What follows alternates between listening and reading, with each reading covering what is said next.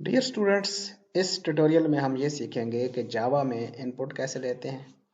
उसके बाद हम इफ एल्स स्टेटमेंट को डिस्कस करेंगे और in the end of tutorial हम ये देखेंगे जावा में लूप लगाने का सिंटैक्स क्या है। सबसे पहले हम ये देखते हैं कि जावा में इनपुट कैसे लेते हैं यूजर से। इसके लिए एक हेडर फाइल या एक पैकेज यूज होता है Java dot util dot scanner का।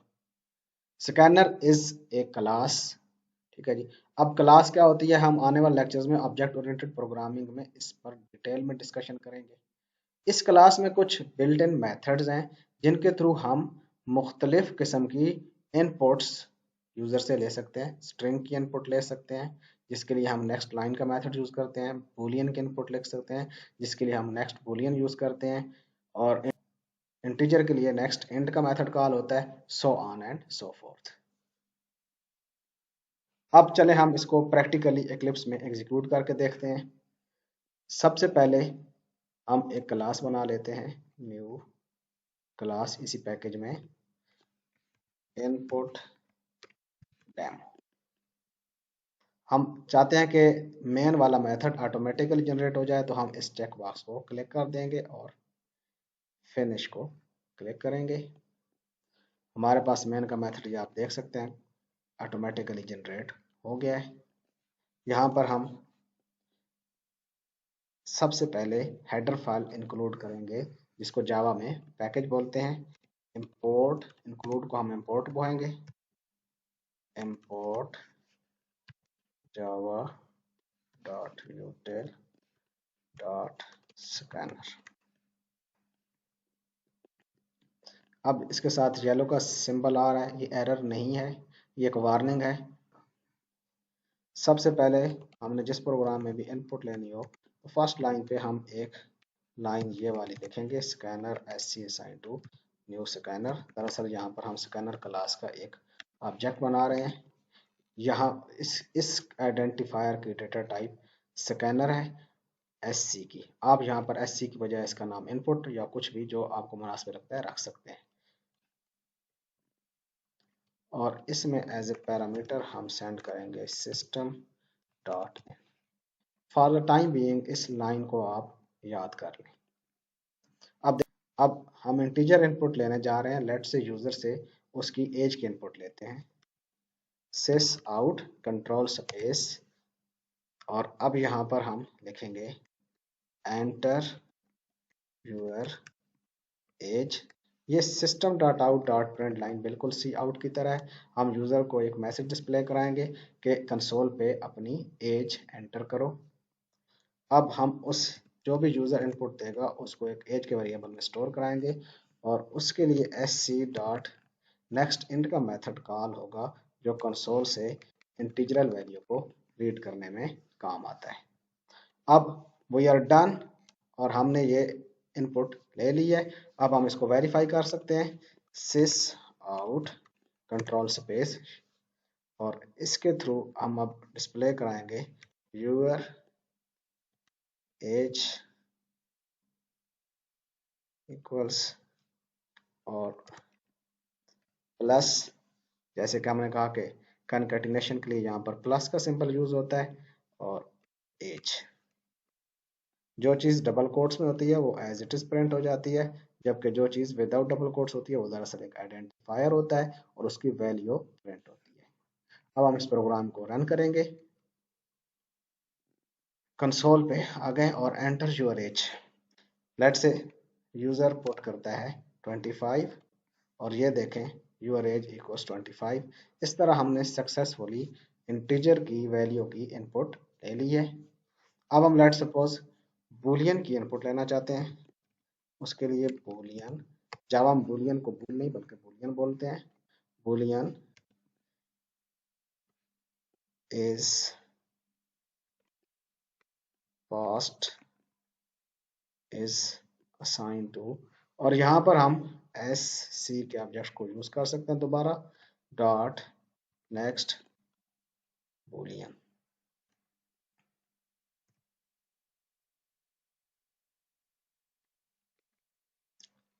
और यूजर से ये वाली इनपुट लेने से पहले हम यहाँ पर सिस आउट का मैसेज लिखेंगे sys out और you passed an pf, और यहाँ पर सॉरी आपने क्या लिखना होगा, नेक्स्ट बूलियन। अब यूजर जो भी वैल्यू देगा वो या ट्रू होनी चाहिए या फॉल्स होनी चाहिए। 1 0 ट्रू फॉल्स या कोई और इनपुट देगा तो उससे एरर आ जाएगा। जो आप इनपुट दे सकते हैं यहाँ पर बूलियन की डेटा टाइप में, वो या तो ट्रू होगी या फॉल्स होगी, इसके अलावा कुछ भी नहीं। sys out your success status is plus, और यहाँ पर हम लिख देंगे is पास्ट। फिलहाल तो फॉर टाइम बीइंग ट्रू और फॉल्स प्रिंट होगा। जब हम इफ एल्स पढ़ेंगे तो हम इसको कंग्रेचुलेशन का कोई मैसेज भी डिस्प्ले करा सकते हैं। अब हमने प्रोग्राम को रन किया, as as it is as enter की।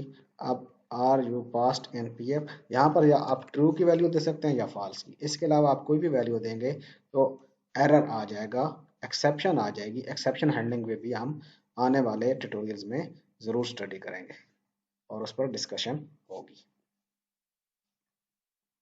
Your success status is true. इस तरह हमने बुलियन और इंटीजरल वैल्यूज की इनपुट लेना सीख ली हैं। अब हम ये देखेंगे कि करैक्टर की इनपुट कैसे ली जाती है। लेट्स से हम पीएफ के ग्रेड पता करना चाहते हैं। Enter your grade in PF,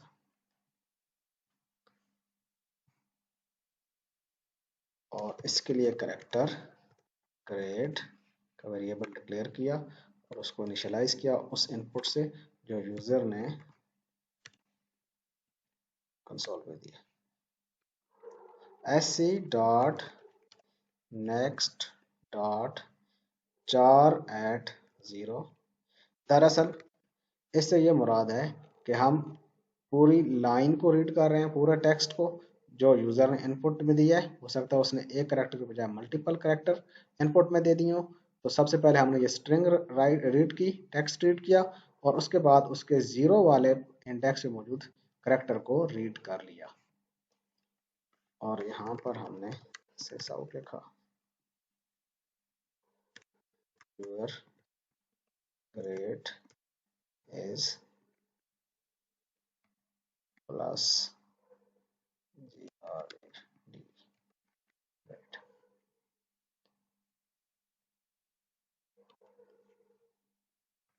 as 23,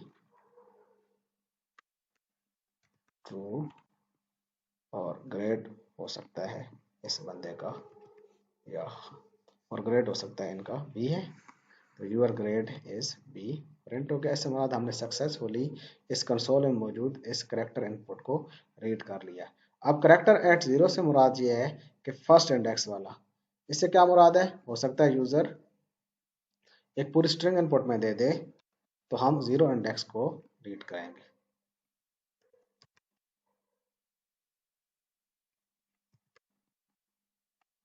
अब देखें उसने जीरो वाले इंडेक्स की वैल्यू को रीड कर लिया। अगर यहाँ पर आप इंडेक्स एट 1 या 2 करेंगे तो ये 1 और 2 पे मौजूद वैल्यू को रीड करेगा, बी या सी को। अब हम बात करेंगे कि स्ट्रिंग की इनपुट कैसे लेनी है। String is a class in Java. आपने देखा होगा कि मैंने इसे प्रिमिटिव डेटा टाइप में पिछले लेक्चर में डिस्कस नहीं किया क्योंकि ये क्लास है। स्ट्रिंग में आप टेक्स्ट की इनपुट ले सकते हैं। स्ट्रिंग की क्लास को हम डिटेल में आने वाले लेक्चर में डिस्कस करेंगे। फॉर एग्जांपल आप यूजर से इनपुट लेना चाहते हैं उसके नाम की, आप यहाँ पर लिखेंगे sys out enter your name, अच्छा, अब ये स्ट्रिंग की इनपुट लेने से पहले हम करैक्टर और इंटीजर वगैरह की स्ट्रिंग के अलावा और डेटा टाइप्स की इनपुट ले चुके हैं। जब भी स्ट्रिंग की इनपुट लेने से पहले हमने किसी किसी भी काइंड की किसी और टाइप की डेटा की इनपुट ली हो, तो हमें यहाँ पर एक लाइन ऐड करनी पड़ेगी, S C dot next line. इस नेक्स्ट लाइन को क्यों हम लिखते हैं, इसको फॉर द टाइम बीइंग हम डिस्कस नहीं करेंगे। बस आप याद रख लें कि अगर कभी भी स्ट्रिंग की इनपुट लेने से पहले आपने किसी और डेटा टाइप की इनपुट ली हो, तो आपको ये वाली लाइन राइट करनी पड़ेगी, string name is assigned to sc dot next line। और अब हम उसके नाम को प्रिंट कराना चाहते हैं वेलकम के साथ, वेलकम प्लस।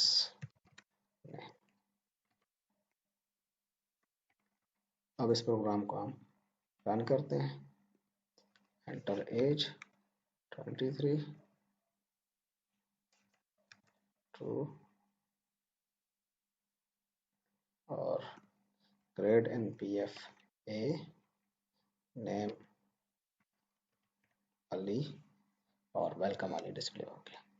अब आपके जहन में ये सवाल पैदा हो रहा होगा कि हमने ये लाइन क्यों ऐड किया, अगर हम इस लाइन को ऐड ना करें तो क्या मसला या प्रॉब्लम हो सकता है। चले जी, हम इस लाइन को कमेंट आउट कर लेते हैं। जावा में कोड को इस तरह कमेंट आउट किया जाता है, बिल्कुल सी की तरह से।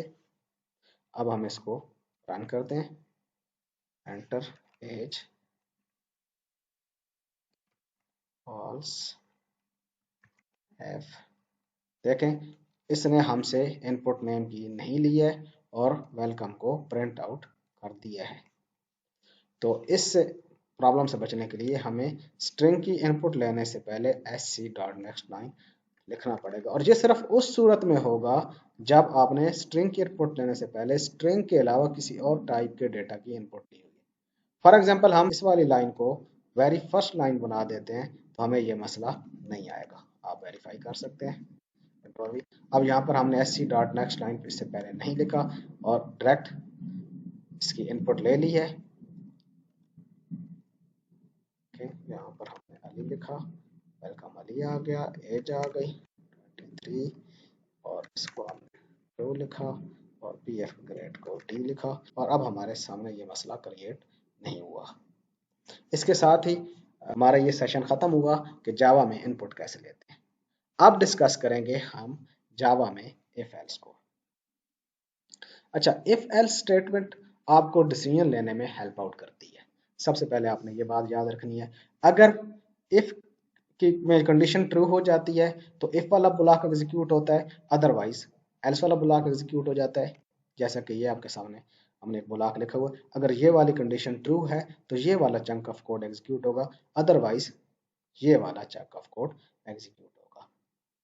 लेट्स से हम ये देखना चाहते हैं कि यूजर ने जो नंबर हमें दिया क्या वो इवन है या ऑड है। आपको पता है मैथमेटिकली इवन उस नंबर को कहते हैं जो दो पर इस तरह डिवाइड हो जाए कि बाकी कुछ ना बचे, यानी जवाब जीरो आए। चलें जी, हम इनपुट लेते हैं, इंट नंबर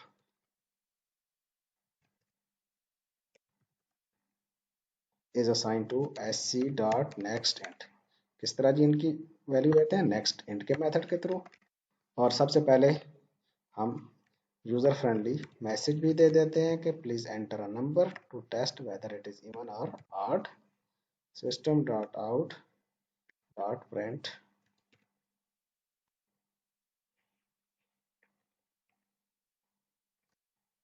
एंटर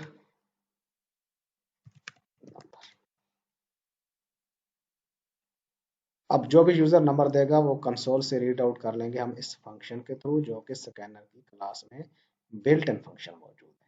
और ये स्कैनर क्लास में फिर बताता चलूँ, it's like a header file. जिस तरह सी में आप इंक्लूड आयोस्ट्रीम इंक्लूड मैथ कराते थे और उनके बिल्ट इन फंक्शंस को यूज कर देते थे, बिल्कुल इसी तरह आप यहाँ पर इंपोर्ट करते हैं और इस क्लास को हमने इंपोर्ट किया, बिल्ट इन क्लास, और उसके बिल्ट इन मेथड्स को हम यूज कर रहे हैं। यूजर डिफाइंड फंक्शंस भी हम पढ़ेंगे आने वाले लेक्चर्स में।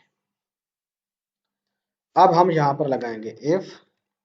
जावा में इफ का ये सिंटैक्स है, if number reminder two equal to 0, तो हमने क्या मैसेज प्रिंट कराना है, सिस आउट, शॉर्ट की है कंट्रोल स्पेस, और हमने मैसेज ये प्रिंट कराना है कि number is even, otherwise else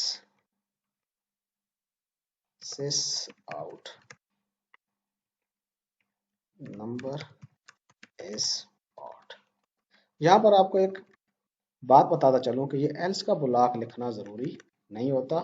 अगर आपका नंबर इवन हुआ तो बस यही वाला ब्लॉक एग्जीक्यूट होगा, और अगर इवन ना हुआ तो कुछ भी प्रिंट नहीं होगा। तो ये आपके प्रोग्राम की रिक्वायरमेंट है कि आपने एल्स लगाना है या लगाना। सिर्फ आपको ये याद दहानी करा रहा हूँ कि इफ के साथ एल्स का ब्लॉक होना जरूरी नहीं है। आपके प्रॉब्लम की नेचर पे डिपेंड करता है कि आपने एल्स लगाना है या नहीं लगाना। अब हम इस प्रोग्राम को रन करेंगे।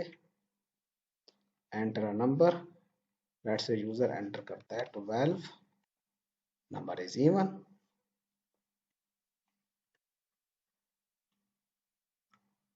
अब बाज़ औक़ात हमारे पास मल्टीपल कंडीशंस होती हैं और हमें उसके लिए एक कॉन्सेप्ट यूज़ करना पड़ता है इफ एल्स लैडर का। और अगर उसमें से पहली कंडीशन एग्जीक्यूट हो जाती है तो रिमेनिंग कोड एग्जीक्यूट नहीं होगा, और अगर दूसरी कंडीशन एग्जीक्यूट हो जाती है तो पहले वाली कंडीशन और बाकी कंडीशंस एग्जीक्यूट नहीं होगी। अगर इस केस में जो हमारे पास ये एग्जांपल है, ये पहली दोनों कंडीशन एग्जीक्यूट नहीं होती तो हमारी एल्स वाली कंडीशन एग्जीक्यूट हो जाएगी और दोनों कंडीशन एग्जीक्यूट नहीं होगी।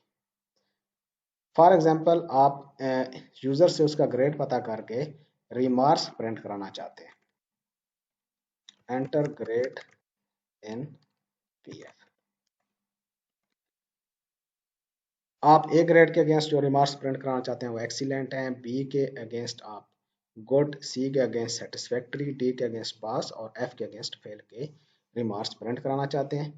तो आप सबसे पहले यूजर से उसके ग्रेड की इनपुट लेंगे। करेक्टर, इसका नाम हम ग्रेड रख लेते हैं वेरिएबल का, और आपको पता है कि ये इनपुट लेने के लिए एस सी डॉट नेक्स्ट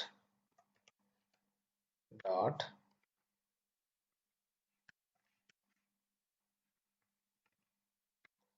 चार एट 0। अच्छा जी, एस सी इस ऑब्जेक्ट का नेम है, आप इसकी बजाय कोई भी नाम रख सकते हैं, ये कोई ज़रूरी नहीं है। आप यहाँ पर इनपुट भी रख सकते हैं, बिल्कुल इसी तरह जिस तरह आपने ग्रेड रखा हुआ है।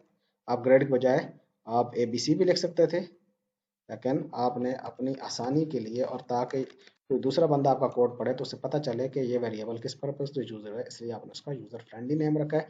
और हमने भी एस सी और इनपुट, जावा में ज़्यादातर एस सी स्कैनर के साथ लोग यूज़ करते हैं बाय कन्वेंशन, या इनपुट यूज़ करते हैं। अब हमने इनपुट रख लिया तो इनपुट के साथ एक्सेस करेंगे।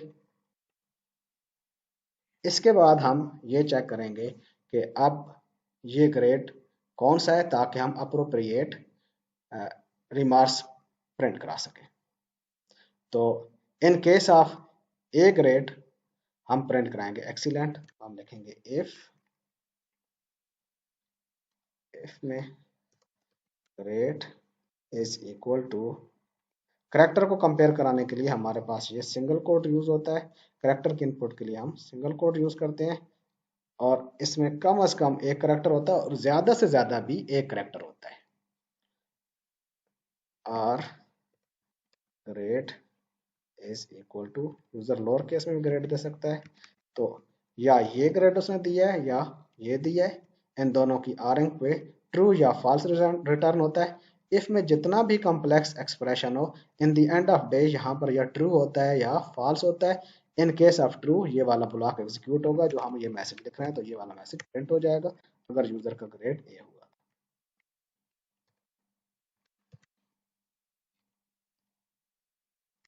Else if grade is equal to b or lowercase b,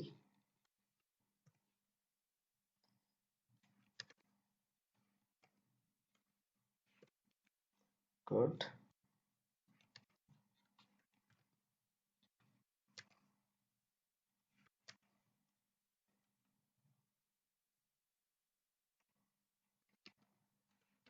satisfactory।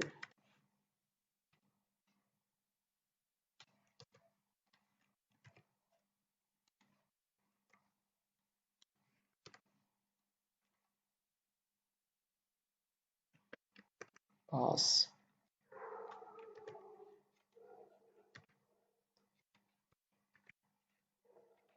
और एफ के केस में फेल। और अगर यूजर में से अलावा कोई ग्रेड देता है जो कि हमारे स्कूल कॉलेज या यूनिवर्सिटी में वैलिड नहीं है, हमारे बिजनेस रूल के लिहाज से वैलिड नहीं है, तो हम सिंपली कहेंगे कि it's an invalid grade. Invalid.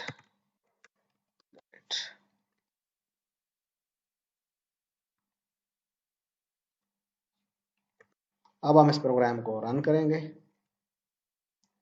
Let's say user enter करता है बी,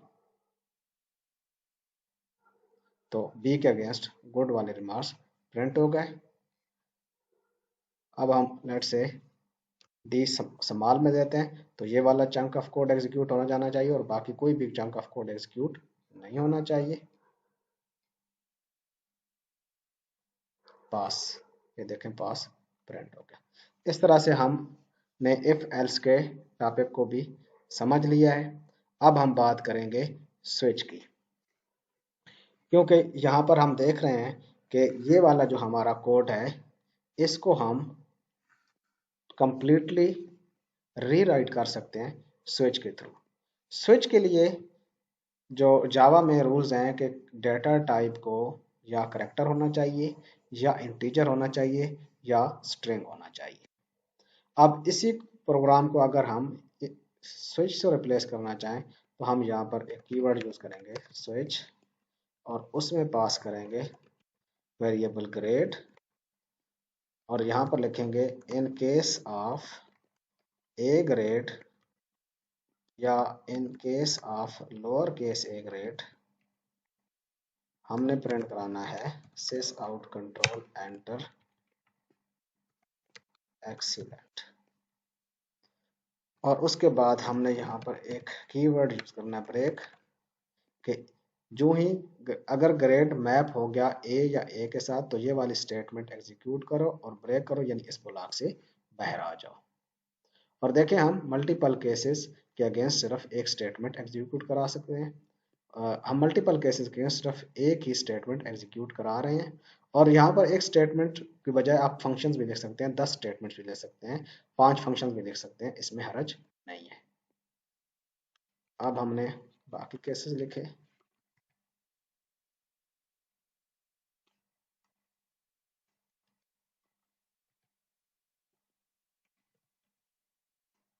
अब चूंकि ये केस लिखी हुई हैं तो ये केस हम एप्लीकेट नहीं कर सकते स्विच के रूल्स मुताबिक। इसके बाद सी ग्रेड, सी के केस में सेटिस्फैक्ट्री।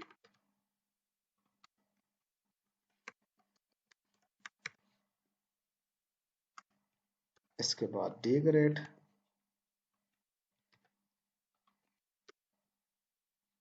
पास।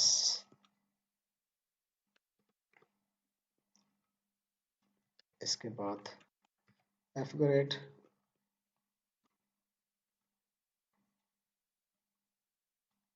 फेल। और अगर इनमें से कोई ग्रेड भी नहीं है, जिस तरह हमने एल सिफ के बाद एक एल्स लगाया था, तो यहाँ पर हम डिफॉल्ट लिखेंगे, डिफॉल्ट सिस आउट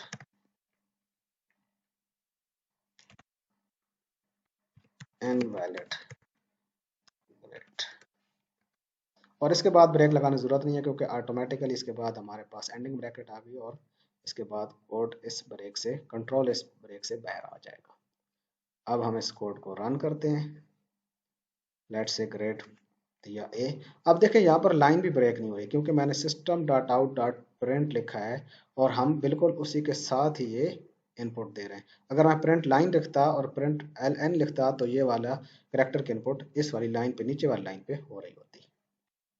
और ये देखें जी, एक अगेंस्ट हमारे पास एक्सीलेंट आ गया। Let's say lower case C satisfactory. और ये देखें मैं साथ ही इसको भी थोड़ा सा मॉडिफाई कर लेता हूँ, फ्रंट लाइन रखता हूँ। अब हम इनपुट नीचे वाली लाइन में लेंगे, ये देखें नीचे वाली लाइन में मैं आ रहे हैं, और यहाँ पर हम एफ लिखते हैं तो फेल प्रिंट होगा। इसके साथ ही हमारा स्विच का टॉपिक भी कंक्लूड हो गया। अब हम एक इंतहाई अहम टॉपिक पे डिस्कस करेंगे, that is loop. Loop collection of statements होती है जिनको हमने बार बार रिपीट करना होता है। यानी लूप के ब्लॉक के अंदर एक कलेक्शन ऑफ स्टेटमेंट लिखी होती है, मल्टीपल हमने स्टेटमेंट लिखी होती हैं, 5, 10, 3, 4, 10 स्टेटमेंट्स लिखी होती हैं, और वो बार बार रिपीटेडली एग्जीक्यूट होता रहता है वो ब्लॉक ऑफ कोड, यहाँ तक कि हमने एक जो कंडीशन स्पेसिफाई की होती है वो फॉल्स हो जाती है। और लूप बहुत ज़्यादा पावरफुल टेक्निक है और ये बहुत ज़्यादा यूज़ होती है, इसलिए इसका अच्छी तरह से सीखना ज़रूरी है। मैं अभी आपको सबसे पहले फॉर लूप का डेमो दूंगा और उसके बाद उस फॉर को वाइल में कन्वर्ट करना सिखाऊंगा। अब let say we want to sum first 10 numbers. अच्छा, अगर हम पहले 10 नंबर को जमा कर रहे हैं, 1 से शुरू कर रहे हैं, हमारा स्टार्ट पॉइंट क्या है 1, एंडिंग पॉइंट क्या है 10 है, और बार बार हम एक के बाद उसमें एक का इंक्रीमेंट लगा रहे हैं और एक ही ऑपरेशन यानी प्लस का ऑपरेशन रिपीट कर रहे हैं। इससे मुराद हमारा पैटर्न सेम है। जब भी हम किसी काम को बार बार कर रहे हो और पैटर्न भी सेम रहे तो उस केस में लूप इस्तेमाल होता है। अब सम के रिजल्ट को हम सबसे पहले इनिशियलाइज कर लेते हैं 0 से। ये वो वाली टेक्निक और वो वाला गुर है जो आप हमेशा के लिए याद रख लें कि जब भी आपने सम कराना है तो आप 0 के साथ किसी भी वेरिएबल को इनिशियलाइज करा लें। क्यों? क्योंकि 0 एडिटिव आइडेंटिटी है और ये किसी भी नंबर में अगर जमा की जाए तो इसका कोई साइड इफेक्ट नहीं है। अब फॉर की लूप लगाने के लिए हमें ये वाला सिंटैक्स लिखना पड़ेगा। यहाँ पर हमारे पास 3 प्लेस होल्डर हैं। सबसे पहले एक local variable let's say step is assigned to 1, step is less than equal to 10, हमने रुकना 10 पे है, यानी हम इनिशियलाइजेशन कर रहे हैं। स्टार्ट कहाँ से करना है, हमने 1 से करना है, और कब तक हम ये स्टेप परफॉर्म करते रहेंगे जब तक ये 1 10 के इक्वल ना हो जाए, और उसके बाद हम हर बार स्टेप में एक एक का इंक्रीमेंट करेंगे। अब क्या होगा, sum is assign to sum plus step. इससे क्या मुराद हुई कि इस वक्त सम में जो भी वैल्यू है उसको ऐड करो स्टेप की वैल्यू के साथ और उसको असाइन कर दो या स्टोर कर दो इस सम वाले वेरिएबल में। अब क्या होगा, पहली दफा जब लूप चलेगी इनिशियलाइजेशन यहाँ से हुई 1 से, 1 less than equal to 10, yes, तो आपका ये कंट्रोल यहाँ पर इस ब्लॉक के अंदर आ जाएगा। सम में सम के साथ ऐड किया स्टेप को और सम में स्टोर कर दिया। सम में इस वक्त क्या है 0 प्लस 1, तो स्टोर क्या हो गया 1। फिर यहाँ पर एंडिंग ब्लॉक से ये वापस आया यहाँ पर और इसने यहाँ पर स्टेप प्लस प्लस किया। प्लस प्लस से मुराद एक का इंक्रीमेंट। अब स्टेप 1 से क्या होगा 2, दोबारा चेक किया कि 2 less than equal to 10, yes, तो इस ब्लॉक के अंदर आ गया। अब सम में ऑलरेडी हमारे पास है स्टोर 1, तो सम में जो कुछ भी है उसको 2 के साथ ऐड करो जो हो गया 3, और किसको असाइन कर दो, सम को। और ये इस तरह स्टेप में फिर इंक्रीमेंट होगा, ये 3 हो जाएगा, 3 को चेक किया जाएगा, सो ऑन सो फोर्थ, ये बात 10 तक चली जाएगी, और जो ही वो 11 होगा तो ये वाला ब्लॉक एग्जीक्यूट नहीं होगा। आप इसको वेरीफाई भी कर सकते हैं, सिस आउट स्टेप वैल्यू इक्वल्स यहाँ पर प्लस स्टेप, और आप यहाँ पर देखेंगे कि इस स्टेप की वैल्यू 11 होगी। अब यहाँ पर एक बात आती है स्कोप की। अब ये एरर आ रहा है, वेरिएबल का स्कोप ये होता है कि इस ब्लॉक से बाहर स्टेप को कोई भी नहीं जानता, इसलिए हम इसे यहाँ पर एक्सेस नहीं कर सकते। तो इसका हल क्या है, इसका हल ये है कि आप इंटीजर स्टेप को यहाँ से बाहर इनिशियलाइज कर लें, और अब ये वाला मसला हमारा हल हो गया। अब हम सम को कहाँ पे प्रिंट कराएंगे? अगर तो हम सिस आउट यहाँ पर लिखेंगे तो हमारे सम का जो पार्शियल रिजल्ट है वो हर बार प्रिंट होगा और एंड यूजर कंफ्यूज हो जाएगा कि एक्चुअल रिजल्ट क्या है। इसलिए जब एक्चुअल रिजल्ट कंप्लीट हो जाएगा इस लूप के ब्लॉक के बाहर आके हम उसको प्रिंट कराएंगे, जो कि एक्चुअल रिजल्ट होगा, कंप्लीट रिजल्ट होगा, पार्शियल रिजल्ट नहीं होगा। यहाँ पर कई लोग गलती करते हैं कि लूप के अंदर ही सिस आउट लगा देते हैं और वो फिर सोच रहे होते हैं कि ऐसा क्यों हो रहा है कि मेरा ये जो सम है ये बार बार प्रिंट हो रहा है। एक्चुअली आपने ये लूप के अंदर ऐसा काम नहीं करना। आपने जब आपके पास कंक्लूडिंग रिजल्ट आ गया तो उसको लूप के ब्लॉक के बाहर प्रिंट करना है, सिस आउट, और यहाँ पर आप लिखेंगे सम इज प्लस सम। अब हम इस प्रोग्राम को रन करते हैं। देखें जी, सम इज 55 और स्टेप के बारे में बताया कि जो ही वो 11 होगा तो लूप टर्मिनेट हो जाएगी, क्योंकि 11 less than equal to 10 false है और फॉल्स पे ये वाला ब्लॉक खत्म हो गया। अब हमारे पास अकोमोलेटेड सम आ गया। अगर हम यही लाइन इस लूप के अंदर लिखते तो ये मैसेज 10 बार प्रिंट होता। देखें पार्शियल रिजल्ट, अभी सम 1 हो गया, फिर 3 हो गया, 6 हो गया और आखिर में इसने 55 प्रिंट कराया। अब हम पार्शियल रिजल्ट तो प्रिंट कराना नहीं चाहते, हम एक्चुअल रिजल्ट प्रिंट कराना चाहते हैं। इस स्टेटमेंट को हम इस लूप से बाहर लिखें। इस तरह से हमारा फॉर लूप का टॉपिक भी कंक्लूड हो गया। अब बात करते हैं वाइल की। While is very much simple.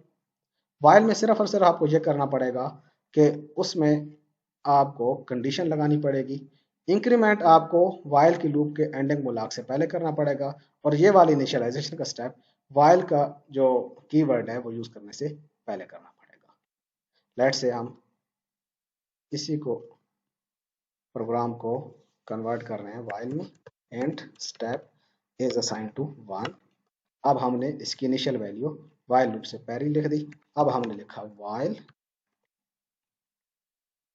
While की लूप के ब्लॉक के अंदर सिर्फ और सिर्फ हम क्या करेंगे, वाइल की लूप के इस ब्लॉक के अंदर हम सिर्फ और सिर्फ लिखेंगे step less than equal to यानी कंडीशन, और लॉजिक वही रहेगी sum is assign to sum plus step, और इस ब्लॉक के एंड से पहले यानी आखिरी स्टेटमेंट हमारी ये होगी step plus plus.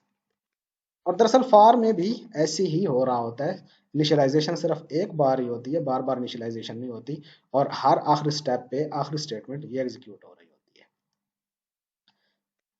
Sis out some is plus सम, और हमारे पास सम 55 आ गया। अब बात करते हैं कि अगर हमें यह कहा जाए कि पहले 10 नंबर का प्रोडक्ट कैसे गेट करना है। चलें जिस पे सोचें, मैं आपको कुछ 10 सेकंड सोचने के लिए दे रहा हूं।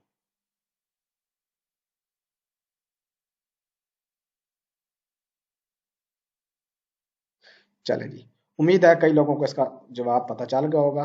अब यहाँ पर ये है एडिटिव आइडेंटिटी, तो यहाँ पर हम लिखेंगे प्रोडक्ट इज असाइन टू 1। ये भी एक गौर की बात है, इसे भी हमेशा के लिए याद रख लें। अब प्रोडक्ट 1 हमने क्यों लिखा है, क्योंकि 1 एक ऐसा नंबर है जिसको किसी भी नंबर से ज़रब दें तो साइड इफेक्ट नहीं होता। 1 का साइड इफेक्ट नहीं होता, वो नंबर सेम रहता है। आप 0 से ज़रब दें 1 को तो 0 0 ही रहेगा। आप 1 को 1 से ज़रब दें तो 1 होगा, 2 को 1 से ज़रब दें तो 2 पे भी कोई साइड इफेक्ट नहीं होगा, 2 ही रहेगा, and so on so fourth. अब इसमें भी हमारा पैटर्न रिपीट हो रहा है। पहले 10 नंबर को मल्टीप्लाई करना है, यानी 1 से शुरू करना है, हमारा स्टार्ट पॉइंट 1 है, एंडिंग पॉइंट हमारा 10 है, और बार बार एक का रेस करके हम मल्टीप्लाई कर रहे हैं, तो मल्टीप्लिकेशन वाला पैटर्न रिपीट हो रहा है। तो हम वाइल के थ्रू इसे एग्जीक्यूट कर लेते हैं।